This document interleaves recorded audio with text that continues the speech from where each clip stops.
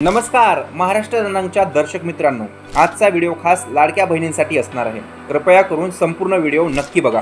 विधानसभेच्या निवडणुकीपूर्वी महायुती सरकारने एका महत्त्वपूर्ण योजनेची घोषणा केली होती, ती म्हणजे लाडकी बहीण योजना। ही योजना खरं तर महायुती सरकारची गेम चेंजर योजना ठरली।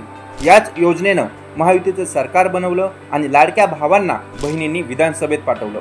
महायुती सरकार स्थापन झाल्यावर सरकारने लाडक्या बहिणीच्या योजनेत महत्त्वपूर्ण बदल केले आणि लाखो बहिणींचे अर्ज बाद ठरवले गेले। याचबरोबर पूर्वी असलेल्या अटी देखील बदलण्यात आल्या। सरकारचं म्हणणं आहे की योजनेचा लाभ दुर्बल घटकातील महिलांना मिळावा, यासाठी बदल करणं गरजेचं होतं।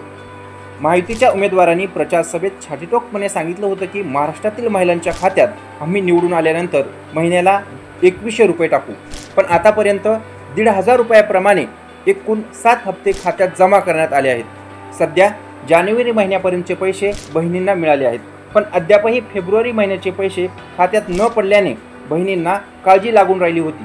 पण मंत्री अदिती तटकरे यांनी माध्यमांसमोर या संदर्भात महत्त्वपूर्ण माहिती दिली।